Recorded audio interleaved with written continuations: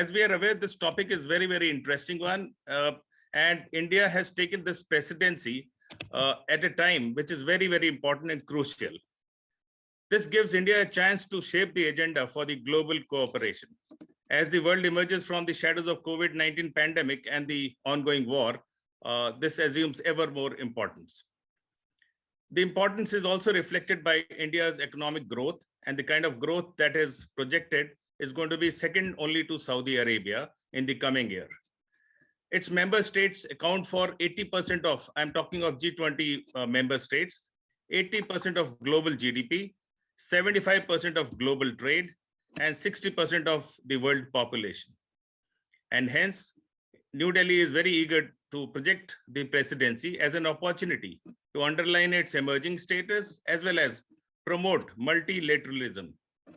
The theme India selected for its presidency is Vasudhaiv Kutumbakam, meaning the world is one family. What better theme at this time of conflict? And also the logo is the lotus, which depicts survival in even the most crucial times. I will now take the opportunity to introduce very briefly our very distinguished guests. Ambassador Ashok Sajjanhar has worked for Indian Foreign Services for over 3 decades. He was Ambassador of India to Kazakhstan, Sweden, Latvia, and has worked in diplomatic positions in Washington, D.C., Brussels, Moscow, Geneva, Tehran, Dhaka, Bangkok. He has also worked as head of National Foundation for Communal Harmony from 1988 to 1992. He is currently the president of Institute of Global Studies in New Delhi. In fact, we are very honored, sir, that you are on the panel today, despite your not being very well. You are having some health issues. Thank you so much for being here with us, sir. We also have Major General SVP Singh, VSM, a veteran of 1971 Indo-Pak War. He's been from alumni of Rashtriya Indian Military College, NDA, IMA, and also NDC, and he has participated in many operations, including operations in Punjab, J&K, and other areas, including he was also brigade major in Kargil Brigade, historical Kargil Brigade, and was part of a team which did studies in Tunisia, Greece, and Sri Lanka as study team for strategic affairs.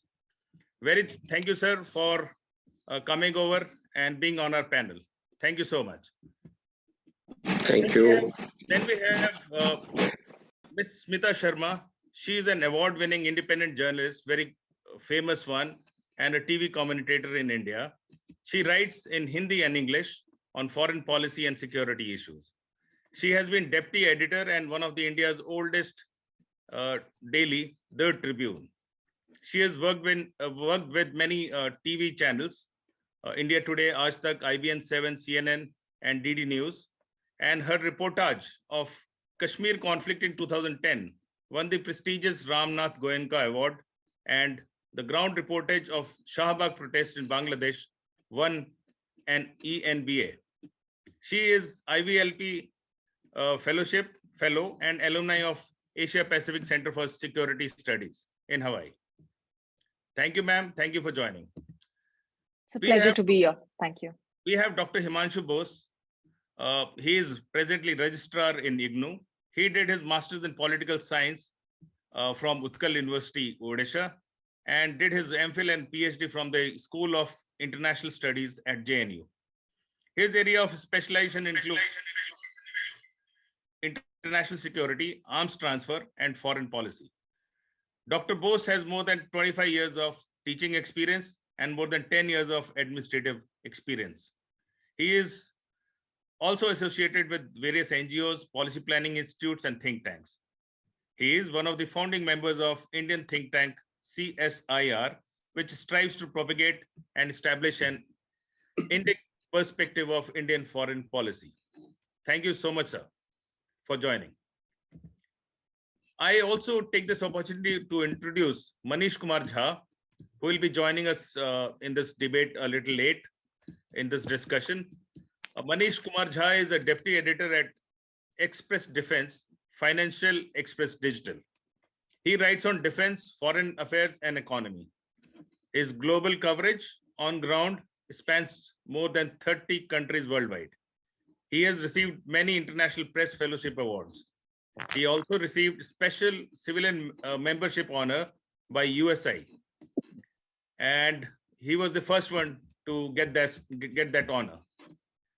He also received special letter of recognition from Government of Japan, Government of Korea, and Royal Danish Embassy towards his contributions. Thank you, Manish, whenever you join.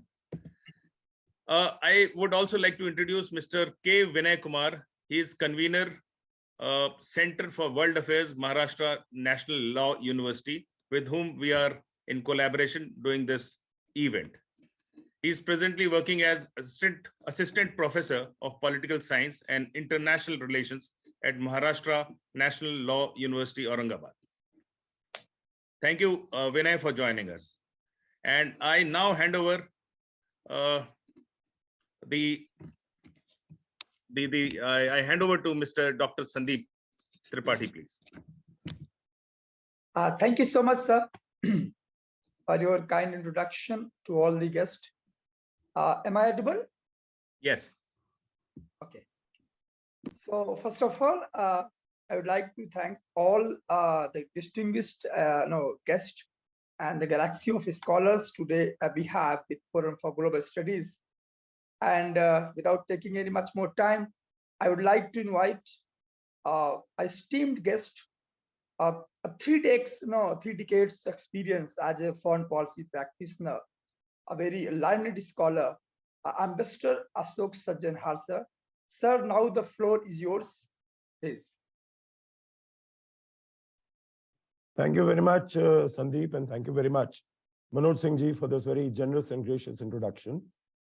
Thank you very much for inviting me. I'm delighted to be here. I think over the next 10-15 minutes, I'll share a few thoughts on the G20 summit that has gone by, what the G20 is, what the challenges for India are, and what is it that we can expect. So first, I think what the G20 is, as it has been mentioned, I think the relevance of G20 has increased very significantly because of the fact that all the other multilateral institutions and agencies, they have not been able to acquit themselves creditably, whether it is the United Nations General Assembly, UN Security Council, or the others. So the countries by and large have started looking at G20 for solutions to emerge, what they have not been able to find from the other multilateral organizations. Secondly, as has been mentioned, it represents a very significant proportion of global GDP, global trade, population, area, investment in research and development.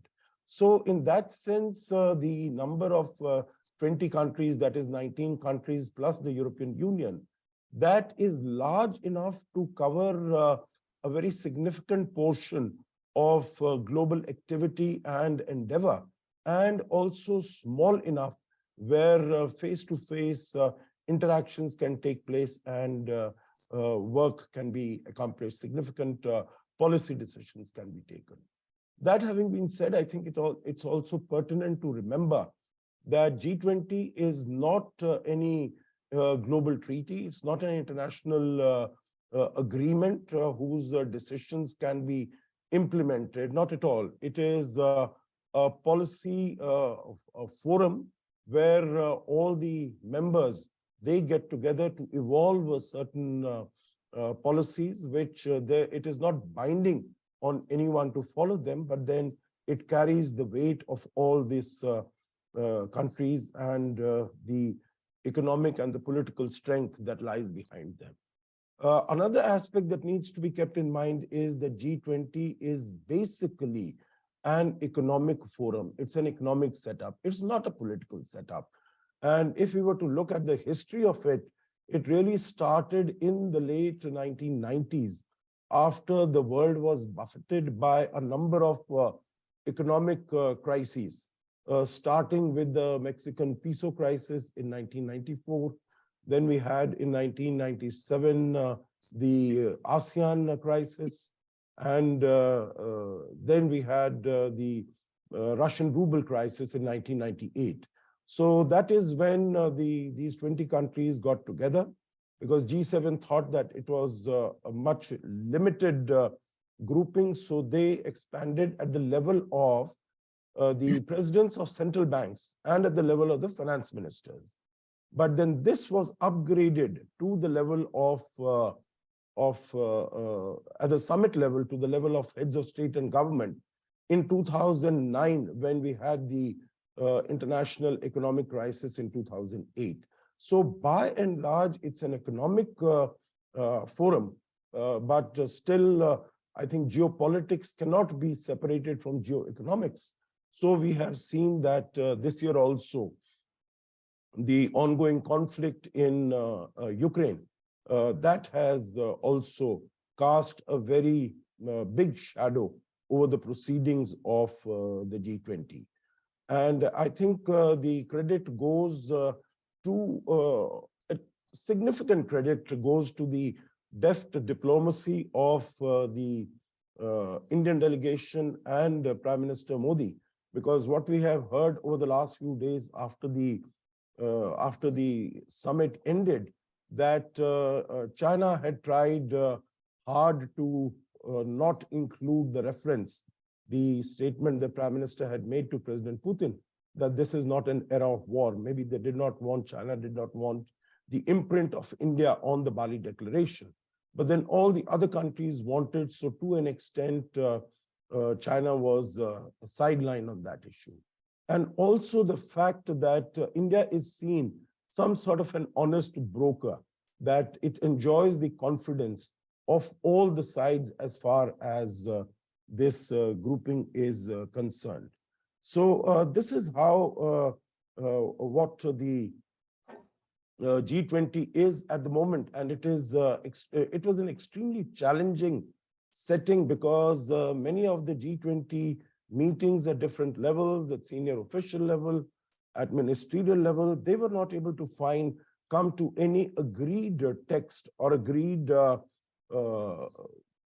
final document, because they could not find an acceptable language, an appropriate language to reflect the Russia-Ukraine conflict.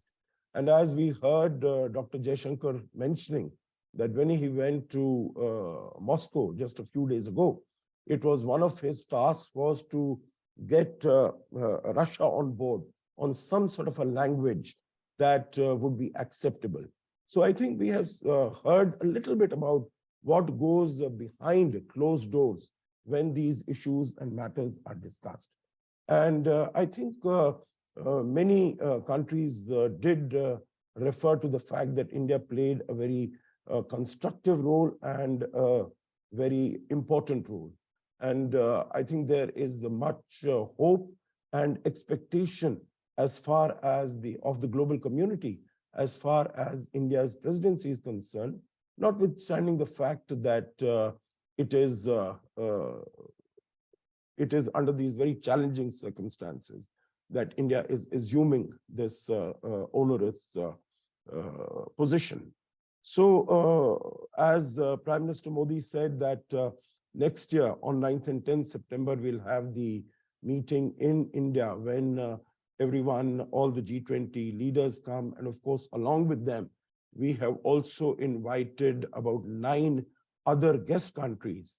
And in that context, also, maybe I could mention that India has truly emerged as the voice of the global South, because what External Affairs Minister Jaishankar said during his visit to the United Nations to New York in September of this year, he said he met more than 50, 60 foreign ministers of many small countries, and the feeling amongst them was that their voice is not heard on these platforms, in these fora, although the decisions taken there are also very important for them. And this is what we have seen, that first it was the COVID-19 pandemic, which resulted in the pushback as far as the economic growth of the world, and had a very severe adverse impact on the economic sustainability of many countries, including developing countries, particularly developing countries, and also as far as the health issues of many of these countries are concerned. In terms of the disruption of the supply chains, we saw also the weaponization of supply chains by China just after the pandemic broke. So all of them were still trying to come to grips with the after effects of the pandemic, that the impact of the Russia-Ukraine conflict also struck them. And of course, we see that the conflict is taking place in a small geographical area. Ukraine is about 600,000 square kilometers. It's not all that large a country, but the impact of that is being felt all over the world. And whether it is in terms of the food prices, food shortages, fertilizer, energy, fuel, in terms of the debt vulnerabilities, in terms of the impact on the climate change, impact on the achievement of the SDGs, of the Sustainable Development Goals, and of course, of the disruption of supply chains. So I think there are huge challenges that the world is facing, and which, India will have to deal with. And this is what Prime Minister Modi also said, that India's presidency is going to be action-oriented. Its presidency is going to be decisive, it's going to be ambitious, and it's going to be inclusive. And I think that is what we really want. I think this is a moment for India to step up to the plate and to discharge its responsibilities effectively. Now, what are the, I'll finish in a couple of minutes. What are the areas where India will have to work, where India could showcase what it has achieved? I think what we really need to keep in mind, international fora, whether it is for the WTO negotiations, the Uruguay round multilateral trade negotiations, in the Doha round, in UN SCAP, on the India-EU FTA, etc. What I have found is that if we focus on areas where there is a large measure of agreement, I think you can achieve much more results. If you start with areas, and particularly areas which divide countries like politics and others, then you get stuck in those areas and you're just not able to make any progress.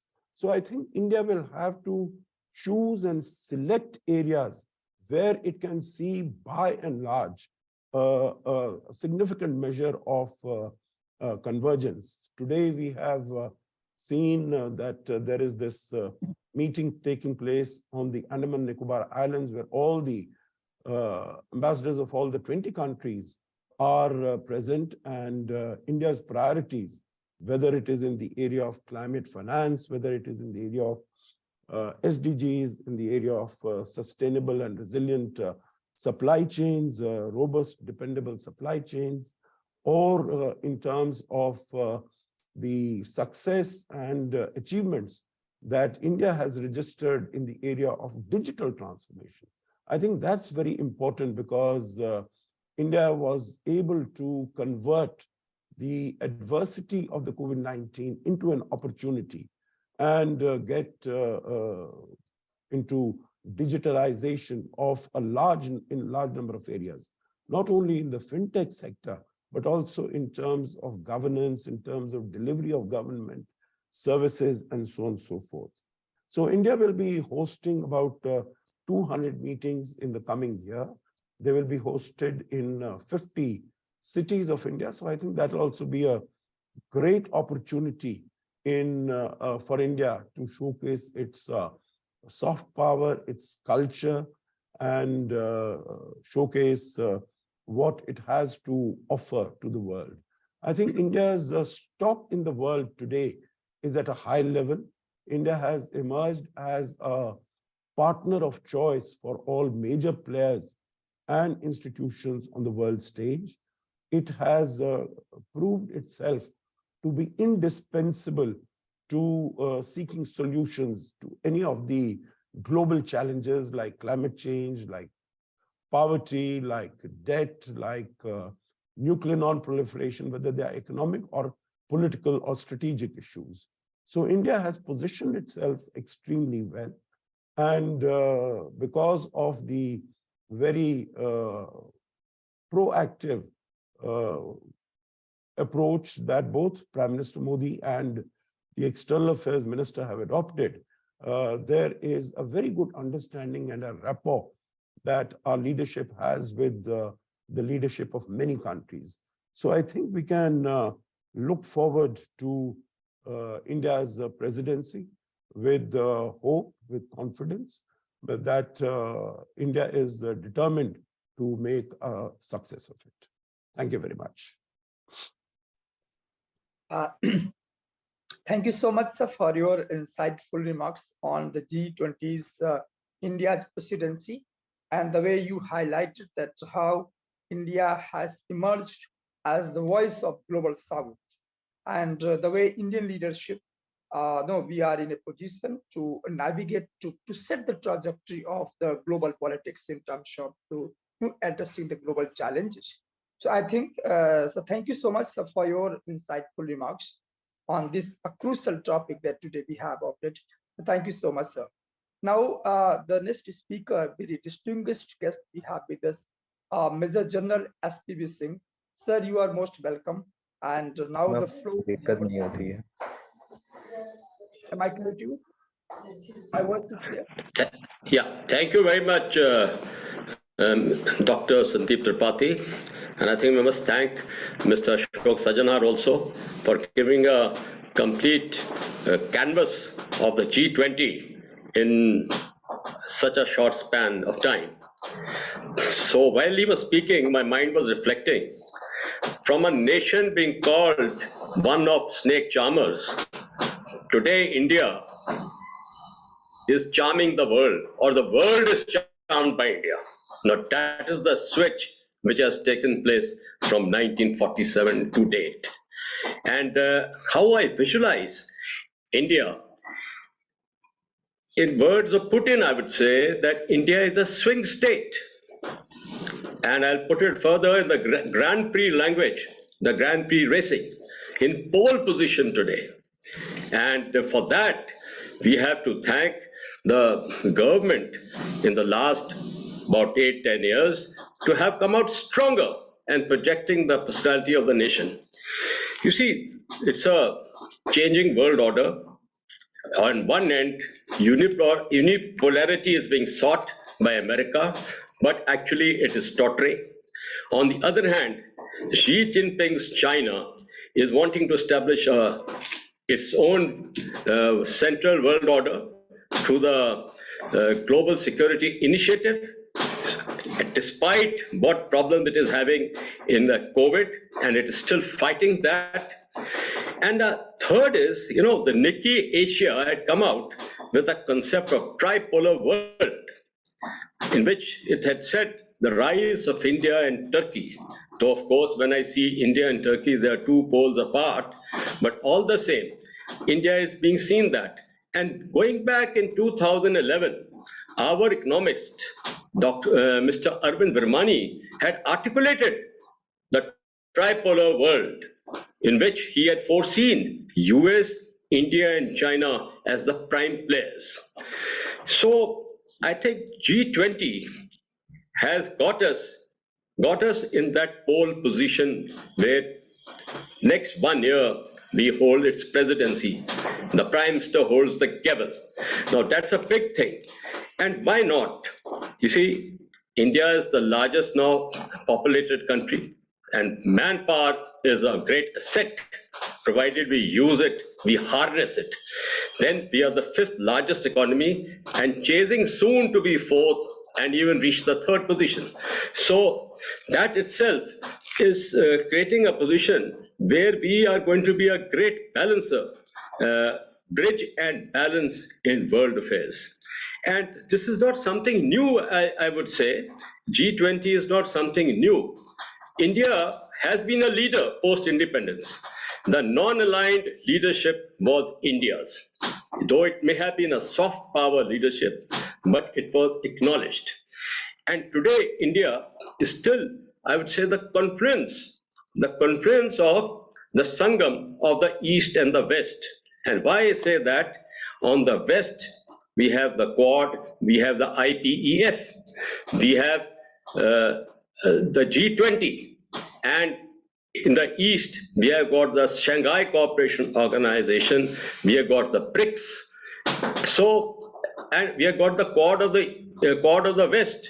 Earlier I said Quad of the East, which I was implying the US, India, Japan, and Australia. And here is the I2U2 in the West. India, Israel, and USA and UAE. So, we are a great balancing this thing with strategic partnerships with USA, France, Japan, Israel. So all the big countries who matter, India is playing a very, very leveraging role there. And yes, it's not an era of war. It's going to be the war cry, I would say, in some distant time, where it's going to be quoted often. Now, how India has emerged?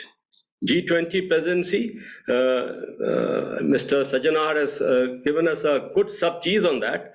But how we are really emerging, we knew we are getting the G20 presidency, but it is in the Russian-Ukraine war where our doctrine of autonomy or the strategy autonomy has come to the foreplay, and that has again made us stand very high.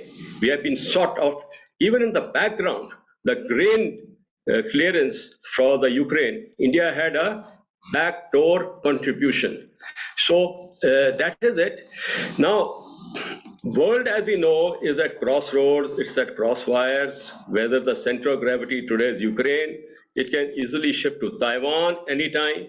So again, India has a role to play in all of it. There are important issues. G20 was, yes, primarily an economic and financial organization which came up slowly. It has expanded, and it doesn't have a fixed charter. It doesn't have a fixed office.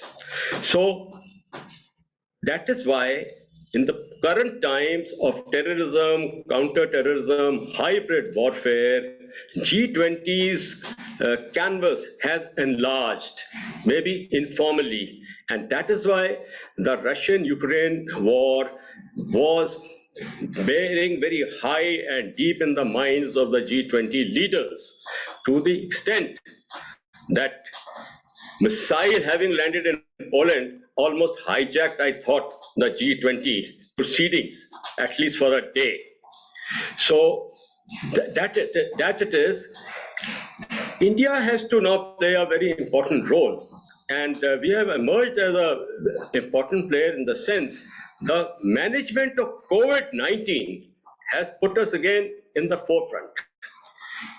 COVID-19, we may have thought in our country as Indians that digitization and all such things are not as much better off with us, but it has emerged that we are perhaps the number one in the world. And our digitization in the healthcare, in the COVID management, gave us a great help. Look, here we were exporting that chloroquine to America when Trump wanted it. And this chloroquine was a malarial medicine, anti-malarial medicine. In my time, when I joined the army, Colonel MK would not know it. We used to have every Monday chloroquine parade in the evening roll call. And everyone had to take the tablet he was given and consume it with water on parade. But that was our destiny. That was the power of chloroquine. And somewhere in 1974, it was then banned. It was stopped because it was no more required. So that is what India has played its role. Now, what I would say is that Lotus being our logo, Lotus being the logo of the BJP,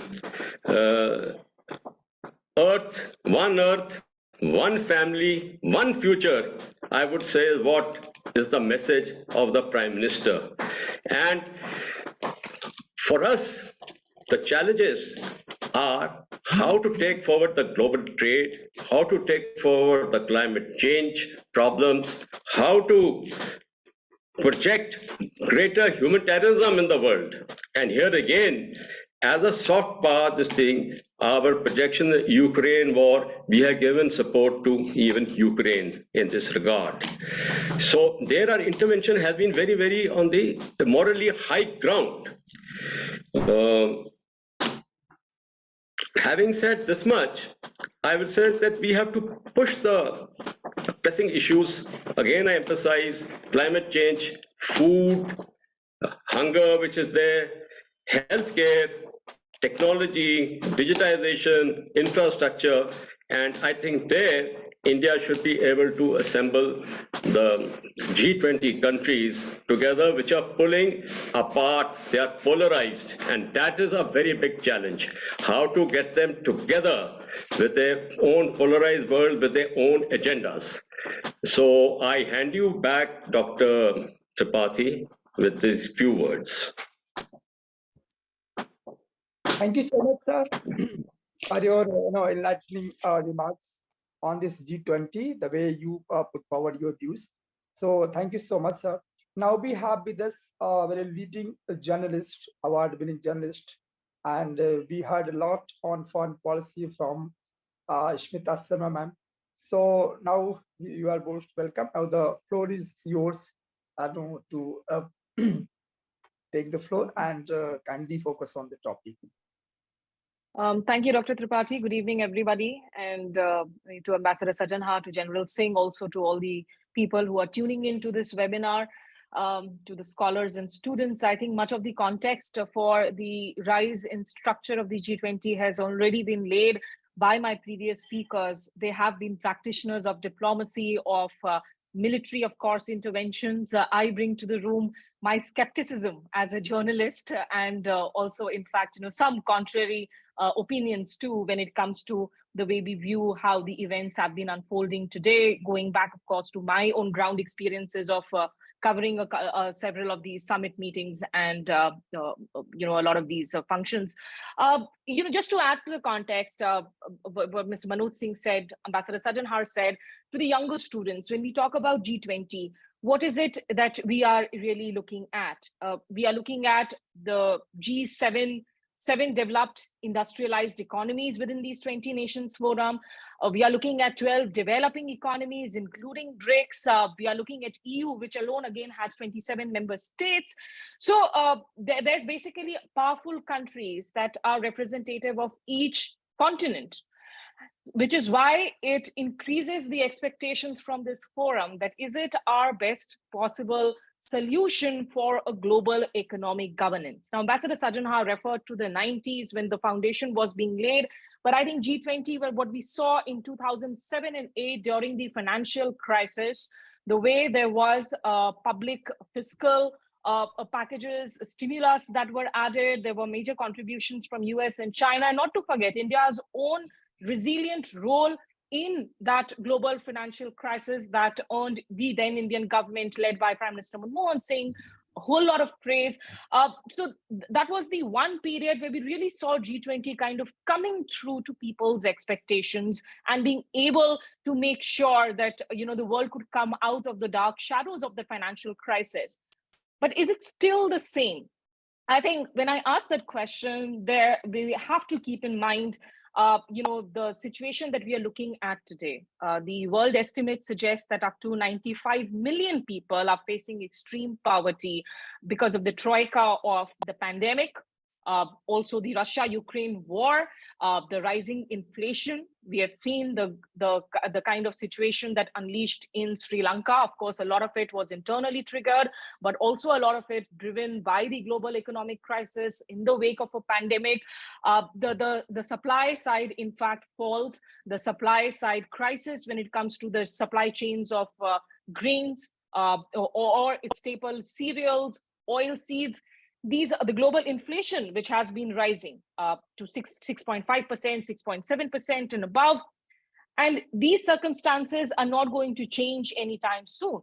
We have several developed economies also that are constantly sounding the alarm bell on the impending financial crisis and the doom. The big tech sectors, we are seeing layoffs across the world happen. We saw it in Twitter, we saw it in Meta, from Amazon to other companies too, these layoffs are happening. So as a global economic body, which is deeply polarized today politically, the Bali summit, we couldn't see a family photo. Vladimir Putin was not in the room. Lavrov was representing him. Also, of course, Zelensky addressing there through his video remarks. In these kind of a situation, when we are talking, the tacit assumption that the shared interests will basically outweigh the political divides. That is going to be a key challenge for India as it takes over this presidency and rolls out all these events. Ambassador Sajjan Har mentioned there, of course, the series of meetings happening across 50 to 55 locations. We are told from the Run of Kutch hosting a tourism sector meeting to also some meetings, according to sources, being planned, maybe in Srinagar to the Andamans meeting ongoing. Can India kind of be that engine that can help bring together the G20? Beyond, of course, the logo, beyond what is being said through the logo, because India too has its own equations which are problematic today.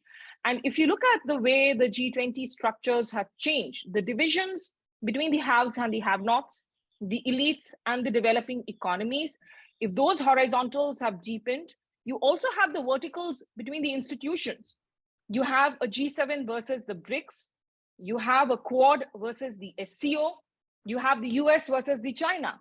And then, of course, India's own deep differences, because in all of India's leadership position today on the global stage, its own domestic situation and its differences and its tensions and standoff, not just on the East, on the West, on the LOC, but also what we have been seeing play out in the LSE with China. The LSE has turned into an active sort of an LOC at the moment. These are going to cast a shadow in India's ability as well. And India will have to find ways, because I was in Samarkand for the SCO summit meeting, and we saw the kind of chemistry that was there in the room between Prime Minister Modi and President Xi Jinping. Of course, it changed slightly during the Bali summit. We saw that handshake happen during the dinner.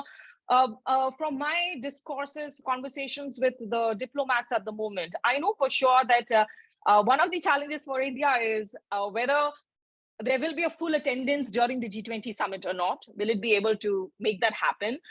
Because India is also hosting the SCO, and India did make sure, G20 wasn't going to be hosted by India this year, but we kind of made it sure, because obviously the current government wanted it to coincide with the 75th year of independence, not to forget that there is the general election coming up in 2024. And the diplomats are worried whether it is going to be a choice for Xi Jinping coming in between SCO and G20, because it's happening in within a short span of time difference. So they are working on the presumption that perhaps it wouldn't be a full house for both the events. These are, of course, diplomatic problems that are being worked behind the screens. The other impasses that continue, whether it's the G7 price cap on Russia, the US and OPEC plus, in fact, impasse on Russian oil, where the Saudis took a different stand. These differences are going to become the challenge where India's leadership skills will be put to test.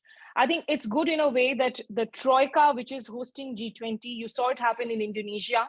You now are seeing it in India next year. And the host after that would be Brazil in 2024.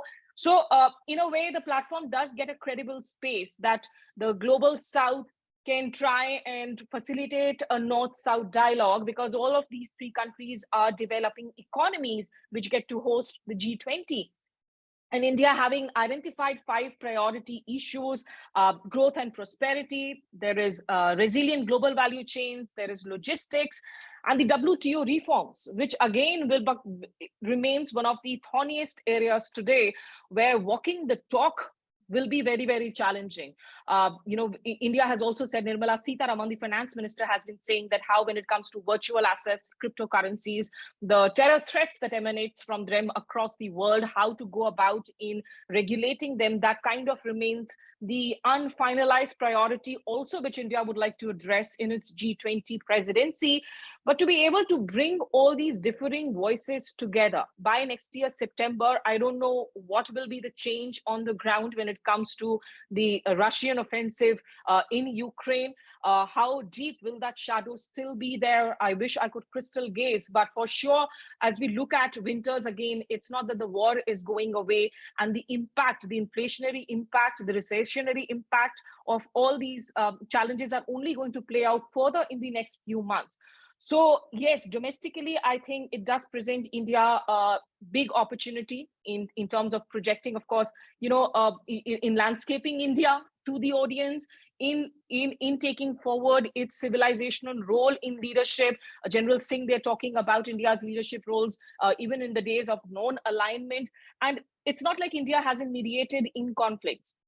If you look at Ambassador Shivshankar Menon's book, the India and Asian Geopolitics, you actually see a lot of details of referencing to how India played a bridging role, be it during the US-China tensions in the Formosa or the offshore island crisis in 1954-55, with Krishna Menon kind of, hopping between Beijing and Washington, D.C., and thereby helping open up a channel of dialogue in Geneva between the ambassadors of US and China itself.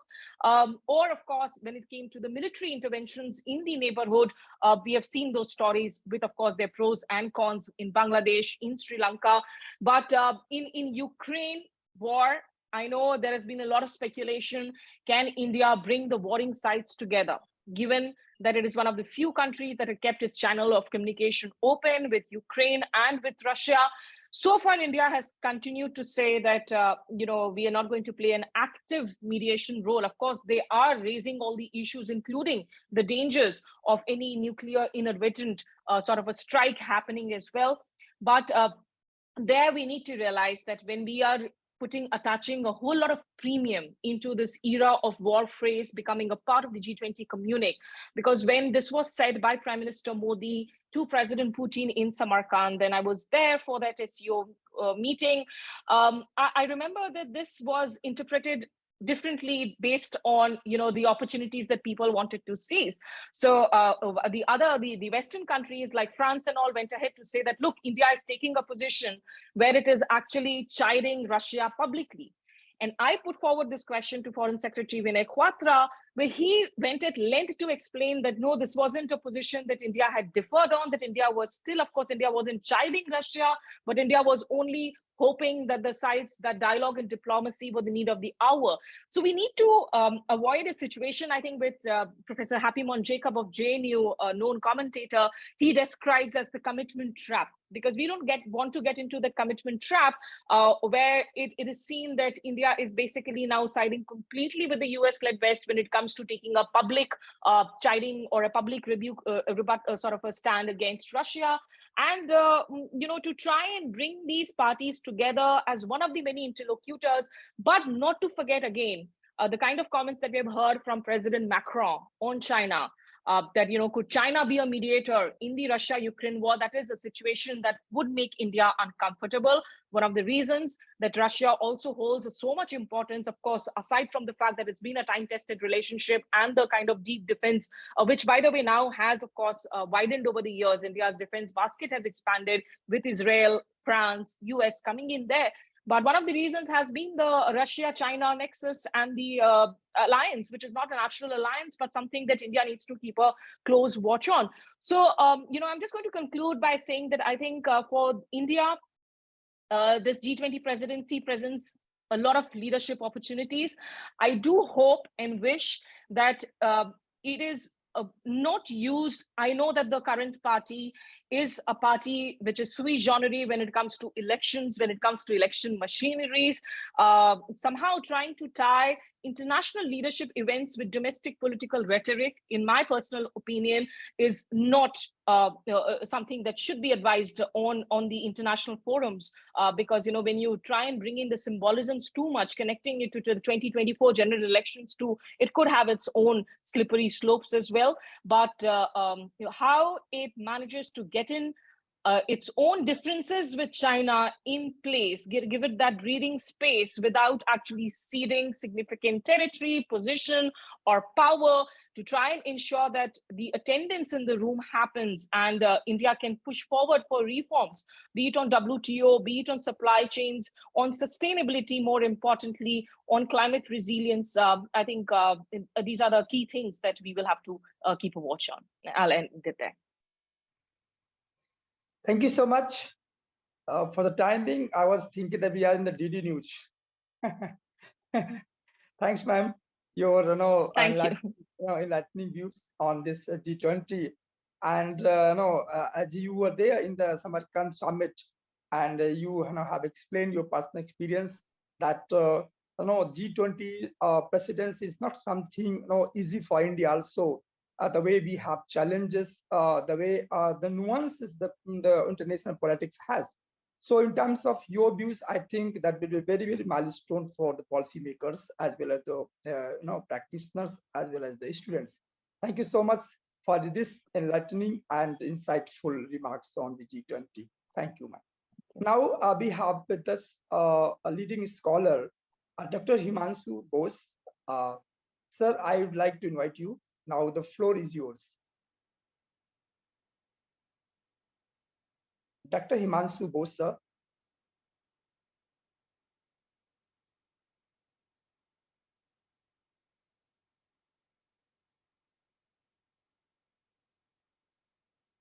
Sir, you kindly, sir, unmute yourself. Yeah. Okay. Namaskar and very good evening to all of you. It's really indeed a privilege to be a part of and it's always a difficult proposition when you have to speak after so many eminent personalities with so much of knowledge and so much of experience about ground situation speaking. So I'll not, there have been, all my three predecessors have been excellent in their presentations, highlighting the different areas of concern and and what we can expect from the G20 presidency for the Indian presidency of the G20 bloc. So I'll just start from where they have left. I think there are two sides. I look at it, the forthcoming G20 presidency of India in two ways. Number one, let's not be very optimistic about something which lasts for only about a year. All of us, I hope, will agree to this proposition that in international politics, in international relations, in foreign policy, 1 year is too short a time to make any meaningful change or any impactful decisions taken. It's too short a period, 1 year. So the presidency of G20 will remain with India for only a year, and maybe a couple of months will be deducted from there for practically for 10 months or so. So let's not expect too much from this. Let us keep our, I believe, I personally will like to keep my expectations low so that I don't get disappointed at the end of the presidency. That's number one. Number two, of course, there will be, now everything follows a, you see, in international relations, every country looks at their own national interest first and foremost. There is no denying that fact. So in terms of G20 also, So each of these countries which are members of this bloc will be looking at their own national interest first, and then will, and the reconciliation, how India could reconcile the divergent and competitive national interest of each country, how successful India will be in managing these kind of contradictions will define its success of the G20 presidency. Number three, when we talk about the G20, our predecessors have said about the 80% of the GDP, representing 80% of GDP, 75% of global trade, and 60% of population, etc. So now, with non-aligned movement being more or less dead and being defunct, so the G20 acts as a bridge between the G7 or G8. I mean, that's again up to decide, I mean, which side of the spectrum you are, whether it's G7 or G8. So between a gap between the G8 and about the G77, the poor, the developing countries, and the rich countries. So all the rich countries, all the G7 or G8 countries are members of G20. So we have to hear, and all of these 20 countries are all emerging economies. So whatever benefit will come to India will be, I see it as only a tangential or a indirect benefit. India can, what I believe, my personal belief is that, my personal opinion is that India can use this opportunity of G20 presidency to showcase India's soft power to the world. Like Ambassador Sajjan has said that it started with India being a country of snake charmers to the world being charmed by India. Very true and very correct, sir. That India must take this opportunity to showcase its soft power, its cultural power. And number two, the theme has been very thoughtfully decided. Vasudhaiva Kutumbakam, the world is one family. It has to drive home the point that all of us are the world today is interdependent. The well-being of the family depends on the well-being of each of the family members. So the well-being of the world depends upon the well-being of its member country, or the well-being of the G20 will depend on its the well-being of all the member countries. Next, when you talk about G20, India has to play a role to showcase its leadership abilities, so that all the 5 permanent members of the UN Security Councils are members of the G20, so that it can buttress, it can strengthen India's claim to a permanent seat in the UN Security Council, in the sense that if we can demonstrate to the world that we're given a position, and if we can manage some of these intractable issues to be solved, some of them maybe, so then that will be a big help for our claim to strengthen our claim to a permanent seat in the UN Security Council.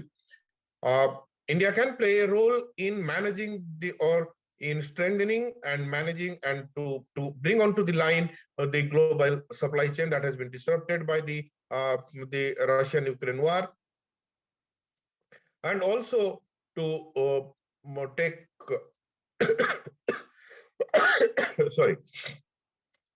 to take forward the WTO agreement that has been stalled, the Doha round of agreement that has been stalled, and to bring some kind of a consensus on climate change. And that's a very crucial issue. And let us not forget also that the contradictions within G20 it has been so much of contradictions that till today that the member countries could not agree on a permanent secretary for G20. So India should also strive towards building up a consensus. At least this consensus could be if India is successful in building up this consensus to make a permanent secretariat of G20 anywhere. It could be anywhere, but then if their consensus is there, then that will be a big plus for India, a big achievement for India. So regarding the concerns that has been raised, whether some countries will come, someone will participate, A will participate, or B will participate, or C will not participate, that things will remain forever. Let us not assume that there will be 100% attendance in any of the meetings anywhere. It never happens that way. My personal feeling is that it never happens that way in any of these international meetings. I mean, big international meetings. 100% attendance is not possible, and that too in given the world situation at the moment. So that I believe is the main challenges, or the main thing that will be that India has to tackle, has to look forward to, and take care of rather, regarding its during its presidency of G20. And but again, I will say, I'll again sign up by saying that let us keep our expectations low, so that the disappointment, if at all anything happens, will also not be of a very big scale. Thank you. Thank you, everybody. Thank you so much, Dr. Himanshu Bose, sir, for your remarks, and for your especially the pragmatic remarks that nothing is going to happen miracle after the G20 presidency just because of lots of presidency, lots of organizations, summits took place in the history. And like you referred the name, exactly, you are true in that sense that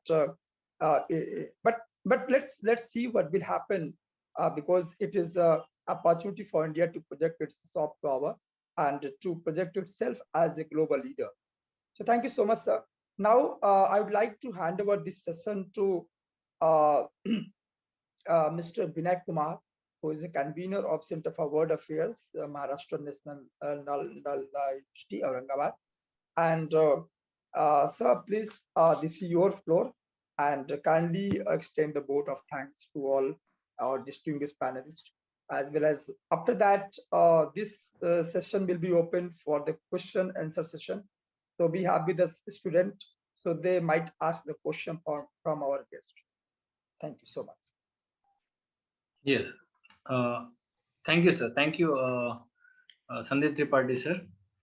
It is indeed my pleasure to say the vote of thanks to all the dignitaries over here, and especially to Ashok Sajjana sir. In spite of his, the health issues, he joined us to enlighten us on the G20 summit.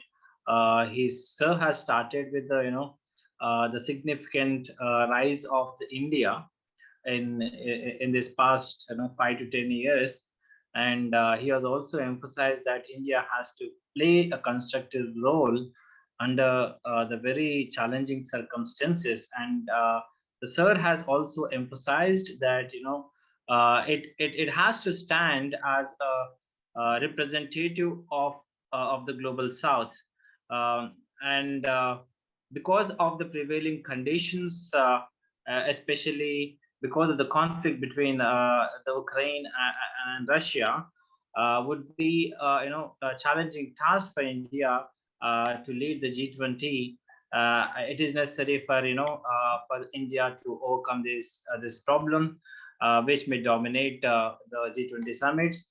And apart from that, sir has also emphasized about the progress that India has made in financial technology and governance, especially during the COVID-19 COVID-19.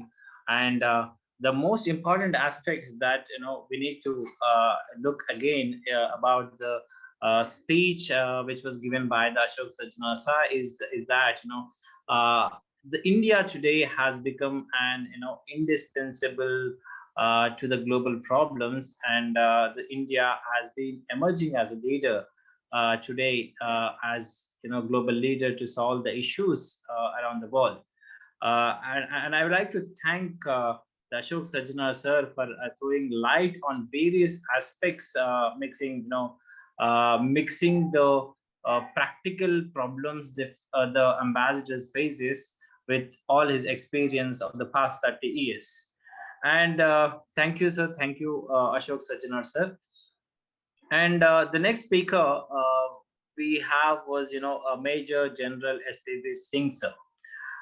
Thank you, sir. Thank you for your, perspectives on India's G20 leadership and how it has to, overcome the problems that are prevailing, especially the fact that you have touched upon that once upon a time India was called as a chamber of, snakes, and now everybody is looking towards India to solve the global problems. That is something which gives a pride to all the Indians.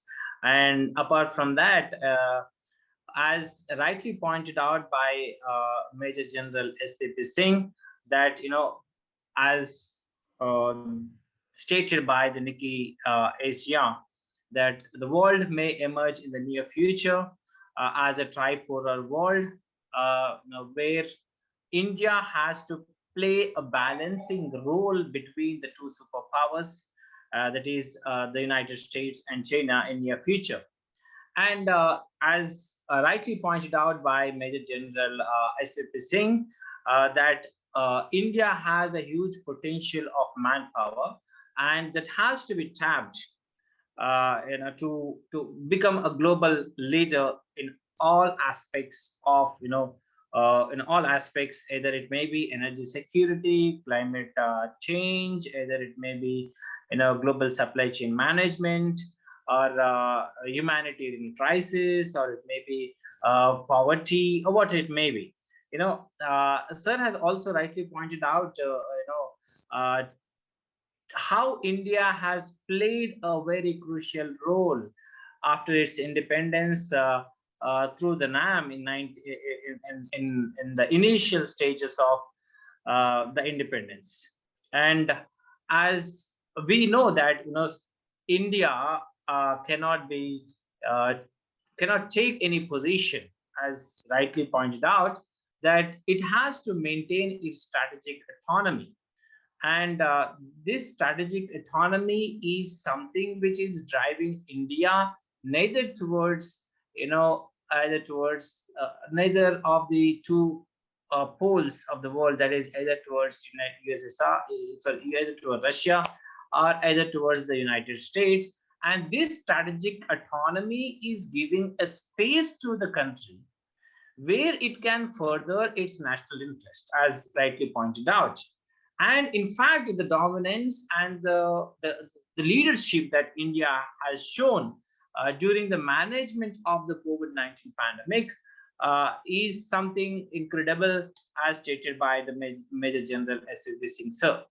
Thank you, sir. Thank you for sharing your valuable inputs, and especially from the perspective of strategic autonomy and from the perspective of the military and the strategic issues.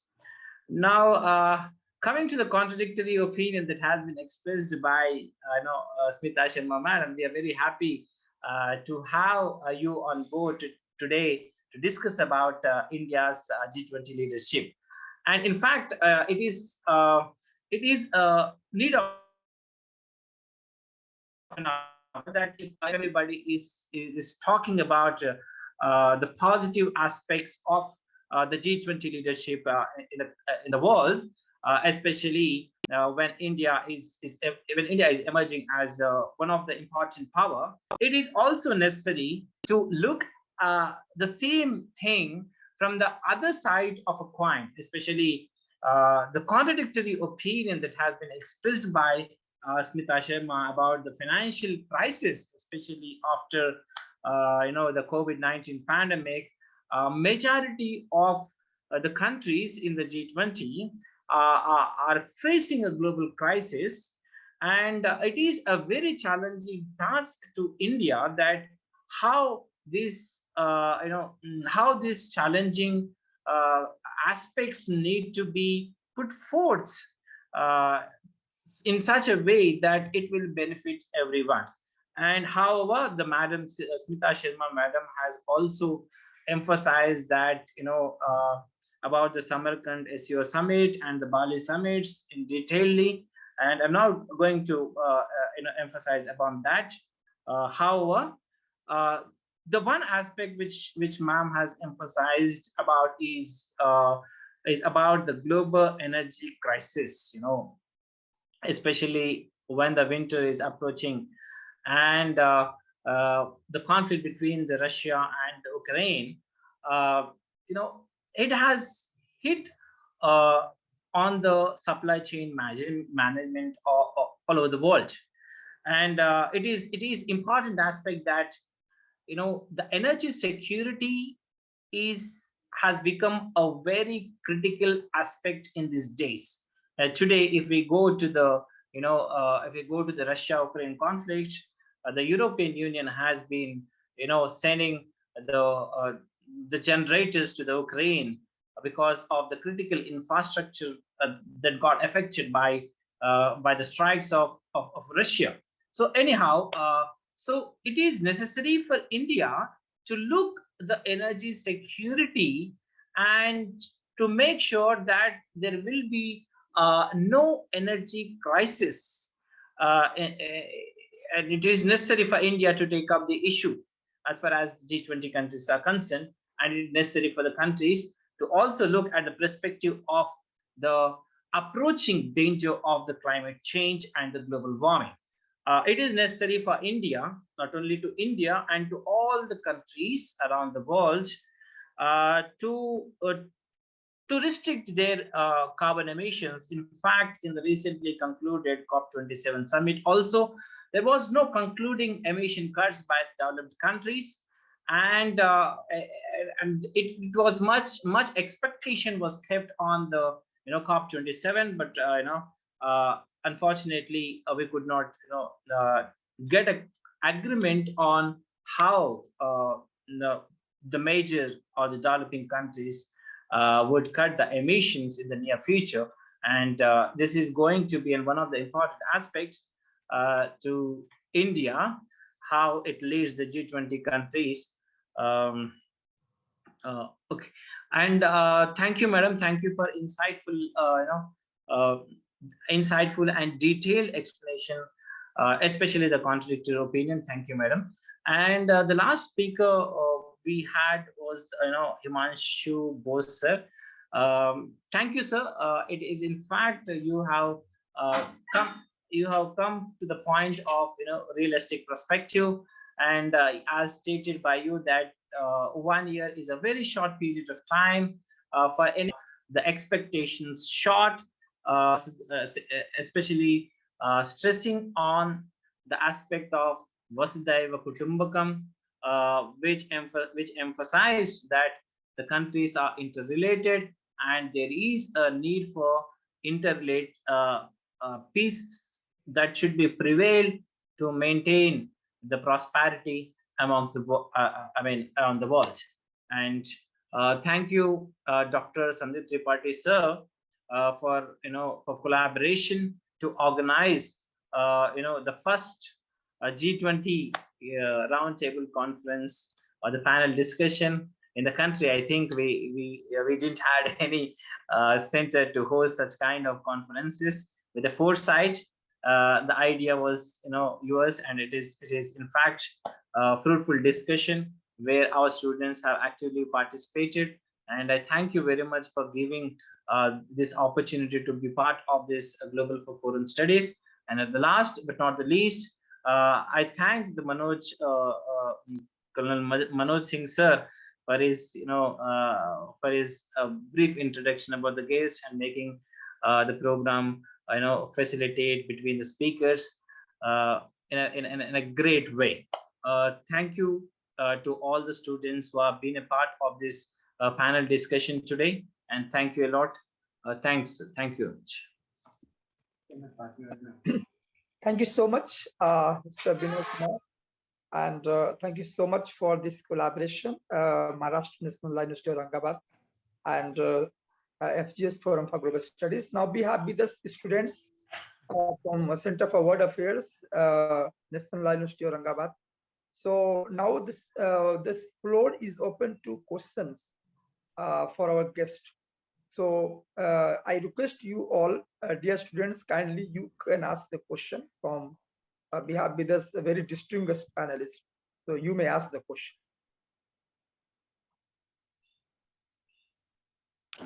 Excuse me, good evening to all the panelists. I'm Anubhav and I study in third year of in MNLUA. My question is, while we see that without US or West's help of money and tech transfer, we will not be able to grow the way that we tend to grow, particularly from the perspective that we need to counter China for our sustenance.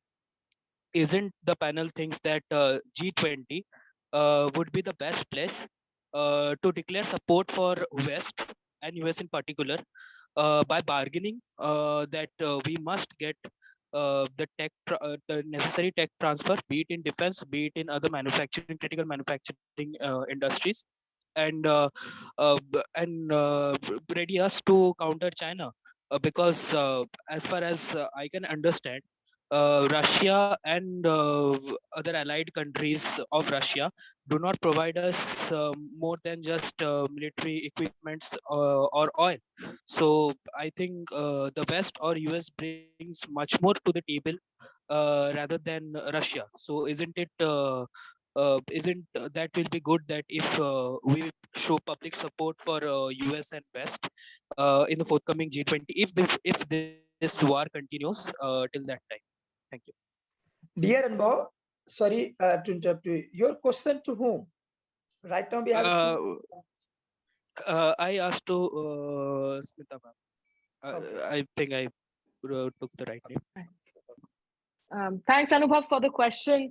You know, unfortunately, that's not how foreign policy happens. That's not how, in fact, we stitch up our alliances. It's very, very different, the worldview. And foreign policy is never a zero-sum game. So, you know, India's relations with Russia, to understand that, you need to go back into history of how it changed and something that was basically fostered, nurtured with the Soviet alliance in the 70s itself. We saw that play out very significantly in the 1971 war. General Singh mentioned he's a war veteran who's seen that firsthand. And, you know, India today, look, there is an acceptance, growing acceptance, that when you look at the relationship between India and the US, it is way, way more divergent than between India and Russia. For sure, the India-Russia relationship, unfortunately, today is kind of very limited on the defense basket. And that defense percentage till some years back, in fact, which basically puts out statistics of how much arms imports, exports are happening. They bring out very periodic reports. So India's Russian imports of, when it comes to military sales and military equipment, has gone down from almost 75% till a few years ago to now we are almost looking at a 48 to 50%, because India has diversified its basket, as it is also trying to give a push to its own indigenous, in fact, defense equipment manufacturing. Now that is, of course, an ecosystem that is a slow moving process. It's not going to happen overnight, but India has, of course, deepened relations with the US, with the France, with the Israel when it comes to buying. The system of procurements are very, very different. In Russia, you're looking at a state to state, and you're also dealing with technology, which unfortunately, again, is not the very latest. The Ukraine war has exposed also, in a lot of ways, the vulnerabilities of the Russian arms itself. When you compare it to the technologies that are on offer from, say, for instance, the US or the European countries itself. But India's, non-alignment position to strategic autonomy, India has never been a part of military alliances per se. Of course, India is a part of the quadrilateral security grouping. India is also part of the Shanghai Cooperation Organization. India is also deliberating in BRICS, and that is what really gives India its strength as an international negotiator. You cannot use a forum like G20 to go out in the room there and say that I will stand with US and the West and I'm going to dump the Russia. For having crowd out loud, India has so far not even said that it is Russia who has actually been the aggressor in the Ukraine war. And this is something where I do have a personal problem with, because I think nobody is asking you to corner Russia because the US-led West wants you to toe a certain line. But having said that, as the world's largest democracy, there are certain positions of morality that one expects from democracies to take, especially when you talk about on international forums, about the global coalition of the willing, about taking those leadership positions. And if you are not able to call Russia as the perpetrator of this war, there is a moral ambivalence. And tomorrow, God forbid, if something were to happen, something from further escalation from the Chinese side, India would expect the world to, of course, the military support structures would be very different. Who comes in, who supports is different, but at least India would like the world to acknowledge and say things as it were. So yes, it's not going to play out with US. India today has, from student visas, from business, people have dollar dreams. People don't about the songs of Raj Kapoor, Mera Juta Hai Japani, and talking about the Russian love stories. They are things of the past today. That connect is not there when it comes to people. There is a language disconnect. There is a lesser understanding of the last 2-3 generations of Indians who now have American dreams, who have Australian dreams, who have dreams of going into European universities, where the science technology cooperation is happening, where you are having diversified businesses as well, in areas of STEM. So yes, those relationship pillars, but at the end of the day, remember, even in a world of multipolarity, each country is looking out for its own. It's not like the European Union is a homogeneous whole when it comes to their decisions today. The G7 is wanting a price cap on Russian oil and Russian energy, but the EU itself is divided in going forward on that. So the US, of course, had so much of pressure put on India, and eventually we saw over the years, which I frankly think was a mistake, we saw our imports of Iranian oil reduced to zero over the years because of American pressure. But now when you have a world crisis, when it comes to energy situations, you see the US actually wanting to ease out its sanctions on Venezuela, maybe also being all right to look a little bit away if the other countries can kind of step in for the energy needs and requirements so that the Russians come under pressure. So most of the countries at the end of the day will be looking forward to their own interests. And then you have the China. The rise of China is the most important factor that drives India today, of course. And while the world is still not ready, of course, for a China-centered world, China thinks that it is its rightful place in the global order that is being denied to it, which is why it is constantly referring also to the ages of the Middle Kingdom. But, if you look at the US-China trade, if you look at even the Japan-China trade, despite all the hostilities, despite all the tensions, the countries are trading. So, just to conclude, foreign policy is not driven, as I said, as a zero-sum game. There are different interests that are taken into consideration, and India for itself has chosen the path of being autonomous, of choosing its own path without really joining. It's not a part of NATO. It is not a part of a military coalition. This is something that the Indian Parliament also, even during the Iraq war, made it very, very clear that India would not put its boots on the ground unless it was under the UN umbrella anywhere, in situation of conflict. So the Indian foreign policy is a very different game when you look at it all together compared to how the US-led West would want a certain idea to be propagated. Yeah, Dr. Sandeep, I would just like to add to Smita ma'am's remarks. Anubhav, please understand the way things work these days. You have seen Americans abandon Afghanistan the way they did. And also see where they stood whenever we were in crisis in terms of extreme technology, whenever we wanted, be it cryogenic engines or supercomputers or any other thing. And to this, the answer is what Prime Minister Modi has already enunciated, that Atmanirbhar is the only way that India can safeguard itself. And to that extent, we are happy today and we are growing just because we are self-dependent on food. Even on fertilizers, we have adequate supplies. We have ensured energy security by having multilateral relations. We have engaged many other countries, like we have engaged UAE and Saudis in a very big way. We have also engaged Iran. We have engaged people at countries at every level, so that we remain independent of dependence that I'm talking about. And again, that globalization was becoming a myth, because see, the effect of this war, which has gone on for so many months, is being already felt, not here, not in the near geographies of the war, but in East Africa, in West, Middle East, and many other countries in African region and Asian region. the food crisis, the fuel crisis, the fertilizer crisis, the crisis in terms of technology, the disruption of the supply chains that has been talked about. All this can only, we can remain safe because if we have relations with all parties, that is, we have, we are not dependent on one bloc or the other, or that's why we are engaged in so many ways in Quad, SCO, all such organizations. So my concluding remarks, Dr. Sandeep.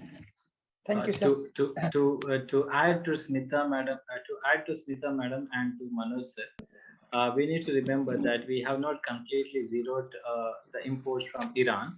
We are importing considerable amount even today from the Iran.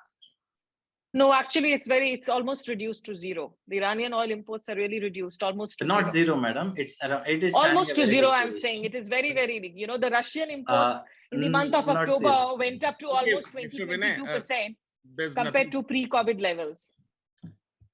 Okay. Any other questions, please?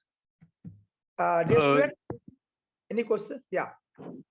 Sorry, sir. Just wanted to add something to Smita ma'am and Manoj sir as well.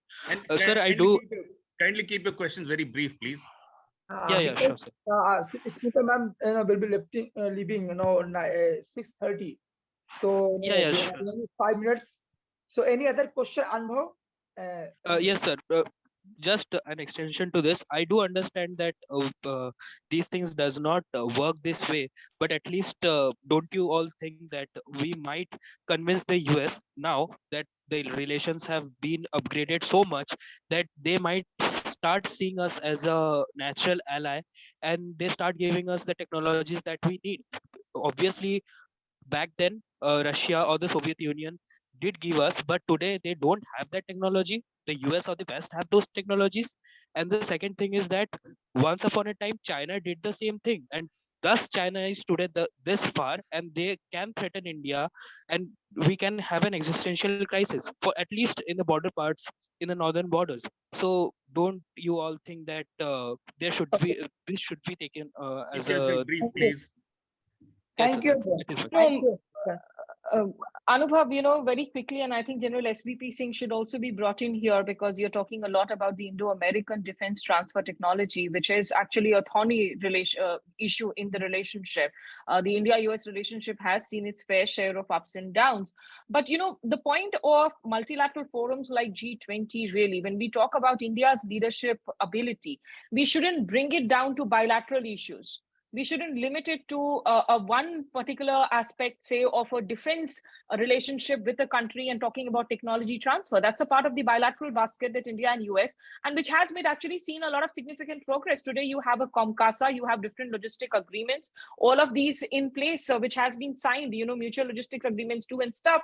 But when it comes to the larger leadership roles in the region, in the world, say, for instance, when you talk about India, US being a part of the quadrilateral security dialogue, during COVID, again, it showed that how despite a lot of these multilateral forums together, the divides between the haves and have-nots have not been bridged to the desired extent. I mean, in COVID, more than 10 billion doses that were given out of the vaccines, it was only a 1 to 2% that were administered in the low-income countries.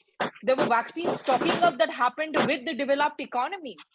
With a lot of the Western economies, vaccines went to West. India, as part of the alliance, because there was a vaccine, in fact, alliance that was agreed upon. Unfortunately, that did not take off. India was supposed to start manufacturing a lot of these vaccines. That hasn't seen the light of the day. On the issue of vaccines, again, if you look at the TRIPS or the trade-related aspects of intellectual property rights waiver, that's something that countries like India, Germany, UK, they have opposed to any consensus on this proposal. Whereas India, Brazil, they have been saying, South Africa, they have been saying, give us a waiver. So the larger areas that affect social issues, that affect issues of climate change, of health, these are the areas where countries, developing economies, emerging leaders like India can play a very important role in making sure that voices don't go missing inside the negotiating room. In COP27, it took much back and forth, at least for that loss and damages, the reparation draft to be included in the room finally, which was one of the breakthrough aspects of this COP27. So the bilateral aspects, really, when it comes to defense, technology transfer, sure, India would like technology transfer, India would like a fine technology, but not at the cost of its foreign policy choices, because, you know, US does not recognize elections in Bangladesh on most occasions, whereas you look at Sheikh Hasina today. Her relationship with India has been one of the most stable ones in Bangladesh for the last decade compared to what it was under the previous prime minister. Or in Myanmar, where US has constantly imposed sanctions, but India took a differing stance, saying that we have shared borders with Myanmar. So we cannot go by the sanctions that are imposed by a country that does not actually share geographical territory with the country. So you cannot expect us to impose sanctions on Myanmar as well, because here we have our northeastern states that are connected. So, you know, when you have different choices that are driving your considerations, you have to make informed opinion and choices. Of course, you have to strengthen your friendship and maximize upon the potential of these friendships with countries where you can. But you need to make sure that you have enough attention span going on, that America remains invested in Asia, that European Union, which is now completely focused on Russia, Ukraine, does not take its eyes away from what is happening in the Indo-Pacific vis-a-vis the China. And this is why a lot of the things that are spoken about in bilateral forums cannot be a part of the multilateral baskets like G20. Thank you so much. Dr. Tripathi, I may add on, and thanks to Madam Samita to have taken my name to put across a couple of points. Can you hear me? Yes. Can you hear me? Yes. We can hear you. Okay. I'd like to add a couple of points in this. You see, this is the complexity of the foreign policy of a nation, and permanent interests and not permanent friends. I'll give an example of America. Britain has been their closest ally, and they supported them. They were the ally in the First World War and the Second World War.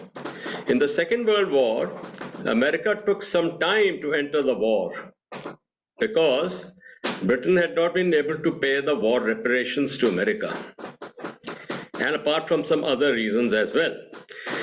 And the post-Second World War, whatever the exchequer was required from Britain, they could only clear a few years back. Just imagine, Second World War ended in 1945. So even if your allies, the junior ally has cost to bear. Now, India, I think, has taken a very good stand in its foreign policy. The strategic autonomy is going to pay us dividends. You see, it's very easy to say to get into the American basket. No, they can dump and ditch you at any time. And that's what they have been doing. Almost in Trump's time, the NATO was divided house, and he had asked them to finance their bit and not be dependent upon the United States. It is only the Ukraine war which has united them. So that has come as a boon to NATO, but it is going to be with big cost when they will be incurring heavy expenditure on their defense. And as far as India is concerned, you see, China factor is a very big factor. We got large borders, north and northeast, and we have to manage China. I'm using the word we have to manage China. It is not that China can be dealt with very easily. And China is a country today which is emerging as world's #1 power in the next 30 years. So we have to manage China, and United States is not going to come and fight for us. Atmanirbhar is the right step. Maybe our technology may not be the best, as we find the Russian technology is not the best, but then it can fight A for A. And well, India will emerge. You see, we have already become arms exporter in Southeast Asia and to the African nations. So I think that's a very big step forward in the last few years. So, and other thing is, in the defense we had talked about, It is, the capability desired and the capability existing. And there is a gap in that. How we fulfill that gap? You are not going to get the best technology or the best stuff from America. You're going to get the lesser one. Then American equipment and technology is at a high cost. We have to manage our exchequer. So I think it's a very, subject which can be debated and discussed. I thought I'll just chip in with a couple of these points. Thank you very much.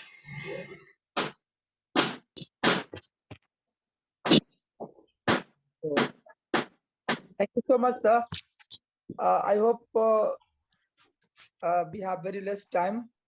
Ma'am, Smita ma'am is going to leave. Thanks. So, I will have to leave now. So thank you so much for having me. so Thank I would you, like, Smita I would ma'am. like to, I would like to conclude this session. Very sorry, students, that we are not taking so much questions from your side, but I hope that this entire discussion, it was very, very insightful from all distinguished panelists. Thank you so much, sir. Major General SPB Singh, sir. Thank you, Binaji. Thank you, Madam Smita ma'am. Thank you, Manoj, sir. Thank you, all the students. Lots of thanks. Thank you very much. Thank you very much. Thank you, sir. Thank you for joining.